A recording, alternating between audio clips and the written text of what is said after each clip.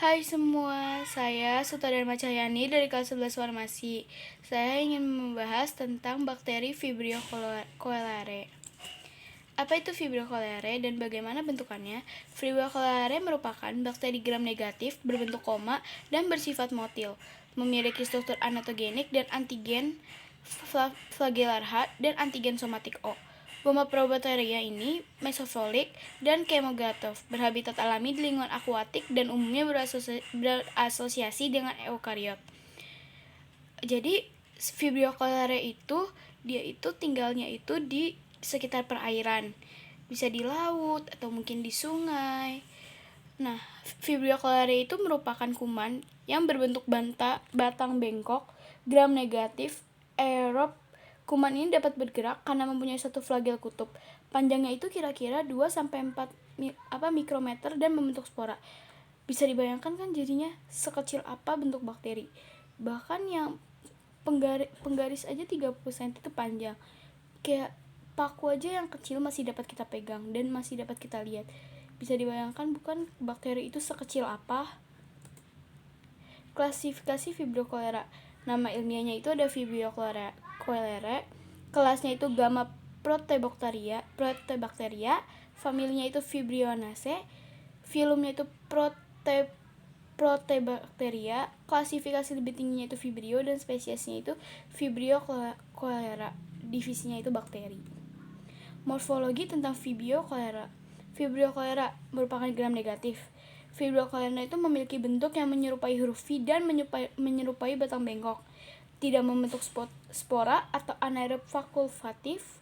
Hidupnya itu di perairan, jadi bisa di sungai atau di laut atau di danau. Berukuran itu sampai 1,5 mikrometer dikali 0,2 sampai 0,4 mikrometer. Sangat kecil banget kan, dia itu cuma bisa dilihat menggunakan mikroskop. Dan memiliki flagel polar, bergerak melalui flagel yang monotrik dan pada biakan tua dapat membentuk batang lurus. Jadi Vibrio cholerae itu bisa bentuknya itu kayak seperti batang yang menjulang lurus gitu, yang kayak tinggi gitu. Patologi Vibrio cholerae. Kolera merupakan infeksi non-adhesif. Vibrio cholerae tidak masuk ke sel jaringan tubuh. Vibrio cholerae tidak masuk ke saluran peredaran darah, dia hanya berkolonasi itu cuma di dalam usus, tidak ke peredaran darah.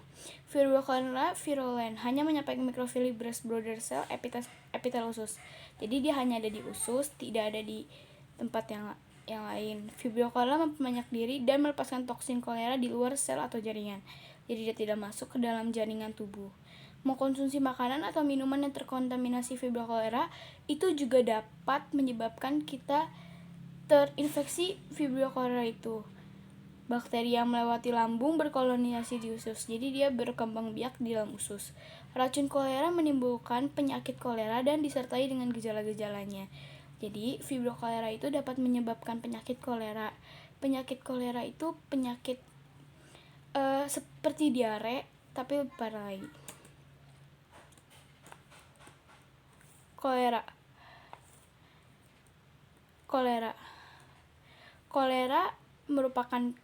Kolera berasal dari kata kol dalam bahasa Yunani yang artinya itu adalah empedu. Masa inkubasi Vibrio cholerae berkisar antara 12 sampai 72 jam. Jadi inkubasi kolera itu 12 sampai 72 jam, tergantung dalam besar atau kecilnya si bakteri itu. Spesies Vibrio cholerae dikaitkan dengan sifat patogenitas pada manusia, terutama Vibrio cholerae penyebab penyakit kolera di negara berkembang yang memiliki keterbatasan akan air bersih dan memiliki sanitasi yang buruk. Jadi Vibrio cholerae itu paling banyak, paling dominan atau menjadi penyakit yang sulit itu di negara yang sanitasinya buruk, kekurangan akan air bersih, air di sana mungkin tercemar. Terus Vibrio cholerae pertama kali ditemukan oleh ahli anatomi dari Italia bernama Filippo Pacini pada tahun 1854. Namun, penemuan awal ini baru dikenal luas setelah Robert Koch yang mempelajari penyakit kolera di Mesir pada tahun 1883. Kemudian ada mekanisme kerja bakteri Vibrio cholerae. Vibrio cholerae bersarang di epitel usus. Dia juga berkembang biak di epitel usus. Subunit B, pentamer mengikat diri pada reseptor monoteroksida sel epitel usus (CAM). CAM menghambat absorpsi sodium klorida yang terjadi secara aktif dan meningkatkan sekresi klorida dan bikarbonat. Fibrokolera yang menyebabkan penyakit kolera. Fibrokolera itu jadi menyebabkan penyakit kolera. Penyakit kolera itu adalah diare akibat infeksi bakteri enterotoxin yang bernama Vibrio cholera. Penyakit ini dapat terjadi pada orang dewasa maupun anak-anak, tapi kebanyakan yang terinfeksi penyakit kolera ini adalah anak-anak, terutama anak-anak yang umurnya di bawah 5 tahun atau dia masih aktif. Diare yang ditimbulkan dapat parah hingga menimbulkan dehidrasi. Jadi karena diare kan mengeluarkan cairan secara terus-menerus. Nah, di dalam tubuh pastinya bila tidak diimbangi dengan minuman akan mengalami dehidrasi, bukan? Nah, makanya jadinya diare ini dapat menyebabkan dehidrasi. Kolera itu ditandai dengan sakit perut, muntah, dan diare. Sakit perut, terus muntah, diare, kemudian kekurangan cairan juga. Kolera merupakan penyakit yang menular melalui makanan atau minuman yang terkontaminasi bakteri. Kolera dapat disebabkan karena mengonsumsi makanan setengah matang. Jadi makanan yang setengah matang itu kayak misalnya kalian mengonsumsi kayak ayam nggak mungkin setengah matang. Tetapi kolera lebih banyak terdapat di ikan yang kalian masak yang setengah matang mungkin atau kurang matang, atau ikan-ikan yang memang diperuntukkan untuk makannya memang dianjurkan untuk makan dengan yang matang, tidak setengah matang. Jadi kayak misalnya seperti ikan bawal kan dianjurkan untuk matang gitu. Pada penelitian yang akut ditandai oleh diare dengan feses seperti air yang dapat menyebabkan dehidrasi hingga kematian. Jadi fesesnya itu udah cair, sangat-sangat cair. Pencegahan penyakit kolera. Pencegahan penyakit kolera itu tidak membeli makanan yang tidak terjamin kebersihannya, tidak mengkonsumsi makanan mentah atau setengah matang, tidak mengkonsumsi susu segar yang belum diolah. Jadi kayak susu sapi yang baru diperah gitu jangan diminum dulu. Minum air mineral botol atau air yang telah dimasak hingga mendidih. Jangan kalian minum air keran yang belum dimasak, karena kita nggak tahu ya itu terkontaminasi dengan bakteri apa, karena kan juga belum disuling lagi, belum dibersihin lagi. Jadi ya, mencuci bersih sayuran dan buah sebelum dimakan, karena kan sayur kan kayak dari tanah kan, jadi kan kita juga nggak tahu tanah tuh ada apa, ada ulat atau apa. Jadi lebih baik kali dicuci dulu. Terus pencegahan penyakit kolera ini dengan minum obat antibiotik untuk mengurangi jumlah bakteri sekaligus mempercepat penyembuhan diare. Dokter akan memberikan antibiotik seperti tetrasilin, doxilin, ciprofloxacin, erythromycin, dan azithromycin. Terus suplemen zinc atau seng juga sering diberikan untuk mempercepat penyembuhan diare pada anak-anak, untuk membantu mengeraskan feses kembali. Kemudian respon tubuh terhadap bakteri Vibrio cholera. Respon alami dari Vibrio cholera itu kolera akut merangsang migrasi neutrolit ke lapisan lamina propria. Kemudian respon adaptifnya itu ada usus mensintetiskan imunoglobulin A berfungsi melindungi muklosa dari koloni Vibrio cholera.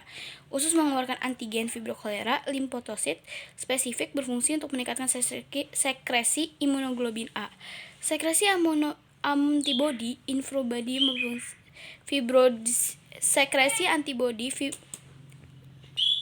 Sekresi antibodi fibrosidal berfungsi melindungi usus terhadap inflamasi yang timbul. Kolera menghasilkan sel memon B untuk merespon terhadap infeksi yang terjadi sampai 1 tahun setelah infeksi terjadi. Kemudian ada tes untuk Vibrio cholera. Deteksi Vibrio cholera digunakan dengan beberapa cara. Dengan metode konvensional menggunakan uji biokimia, bioserologi, strip test, coagulation test, dark field test, serta metode molekuler menggunakan polimerase chain reaction atau sering disingkat dengan PCR. Reaction atau PCR. Sampel yang digunakan berasal dari sampel cair lingkungan sekitar dan hasil kultur bakteri, dan seluruh metode yang dapat digunakan dapat disembuhkan. Bahwa metode deteksi bakteri Vibrio cholera dengan menggunakan strip test adalah yang paling efektif dan akurat. Di sini ada isolasi. Jadi isolasi itu menggunakan TCBS yang merupakan metode media selektif untuk isolasi dan pemurnian Vibrio cholera mampu menggunakan sukrosa sebagai sumber karbon akan berwarna kuning dan yang lainnya berwarna hijau. Tetapi beberapa mikroba juga dapat tumbuh pada media yang ini. Nah, untuk perbanyakan Vibrio itu dapat digunakan dengan media APW atau alkaline phytopen water yang memiliki pH relatif tinggi yang berkisar 8 sampai 4 dan mengandung NaCl. Terus ada uji biokimia itu seperti uji lisin dekarbolase dan ornitin antigen. Gejala penyakit kolera. Gejala penyakit kolera.